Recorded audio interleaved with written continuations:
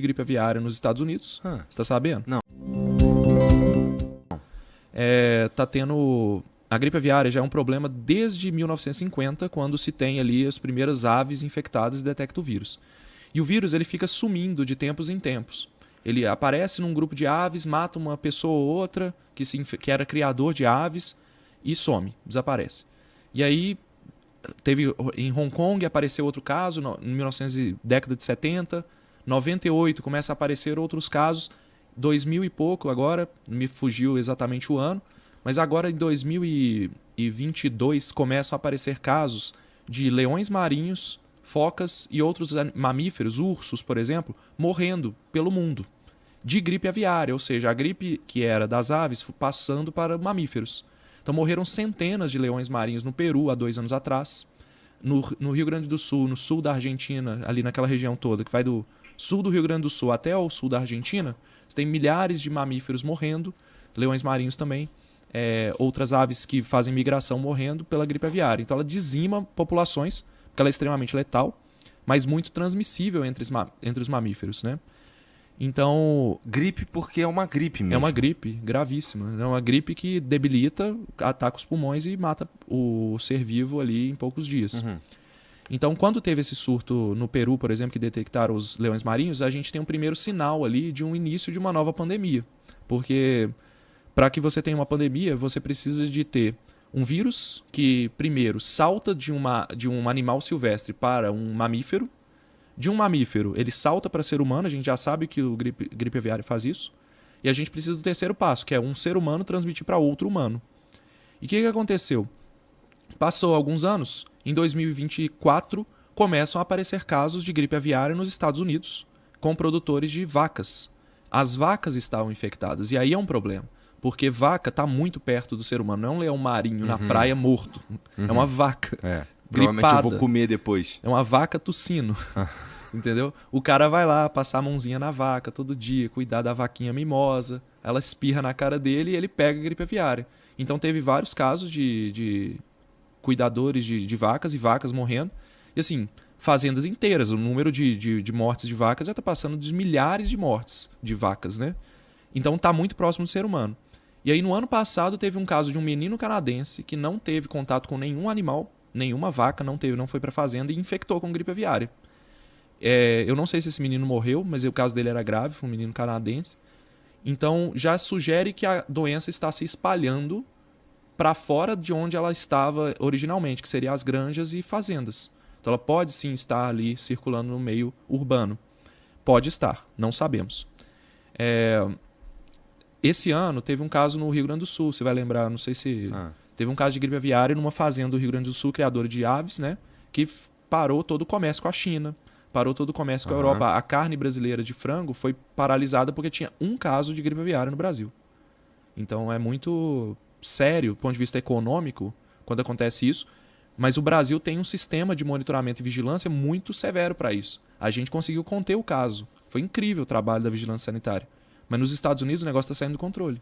Entendi. E agora tem com o Trump lá, o Trump demitiu o diretor do CDC, que era responsável por toda a campanha de controle desse tipo de vírus, colocou o secretário de saúde, que é um cara anti-vacina, na Secretaria de Saúde dos Estados Unidos, e a gente tem esse momento da gripe aviária explodindo lá.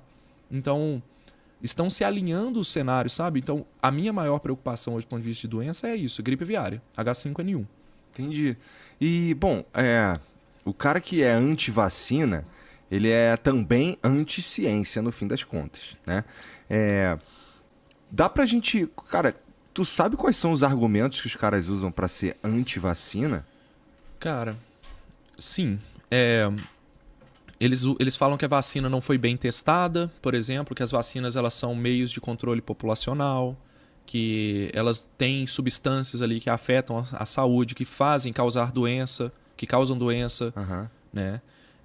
Eles colocam medo. A estratégia não é nem falar que a vacina vai matar, é colocar medo nos pais para que os pais não vacinem os filhos. E qual que é o ganho que o cara tem com isso? Porque é inacreditável alguém fazer uma coisa tão assim, estranha, né?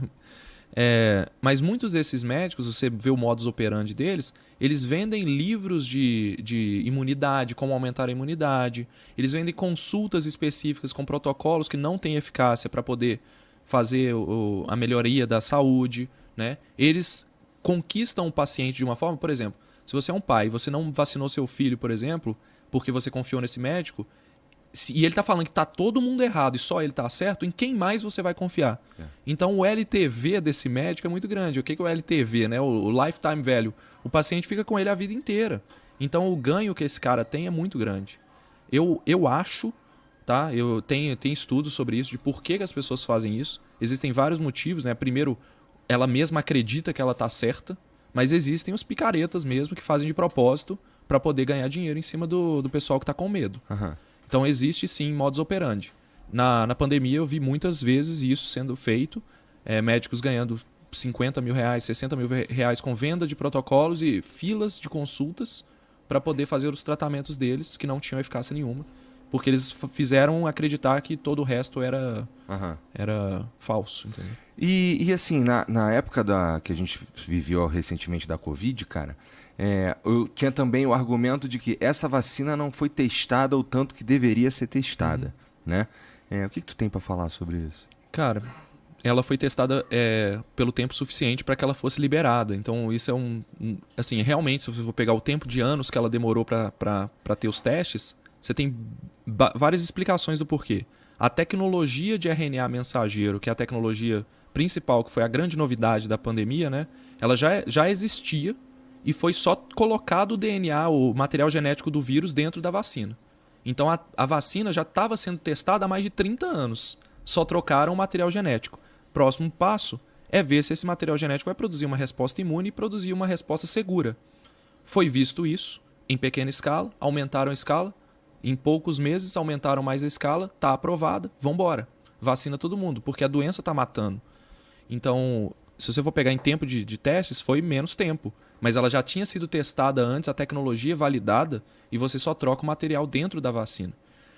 Aí vem a Coronavac, por exemplo, aquelas vacinas que não eram de material genético, né? Essas tecnologias são as mesmas usadas há milhares de anos, há décadas, né? Milhares de anos é sacanagem. Mas décadas, que é usar um vírus inativado ou um vírus enfraquecido e tudo. E você faz o teste com pequena escala, vê se funciona, vê se é seguro. Está funcionando, é seguro, vamos continuar aplicando. E pode ser que tenha uma chance muito pequena de dar efeitos colaterais, assim como todo medicamento e toda vacina tem isso.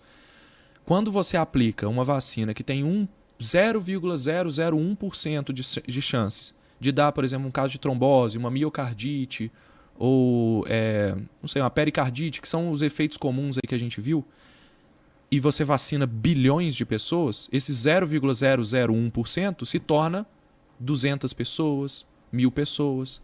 Entendeu? Então essas pessoas acabam realmente sofrendo as consequências de um uso coletivo. Mas a gente tem que considerar que a doença estava matando milhões. A gente teve, eu não lembro os números totais agora, mas eu tenho certeza que a Covid matou mais de 5 milhões de pessoas no mundo durante o seu auge, né? Então a vacina, ela... É porque a gente pensa sempre vacina do ponto de vista individual. E se eu for o cara que der o azar, sabe? Mas do ponto de vista coletivo não é assim, entendeu? Então a chance de dar é muito pequena e a gente tem que aplicar em todo mundo.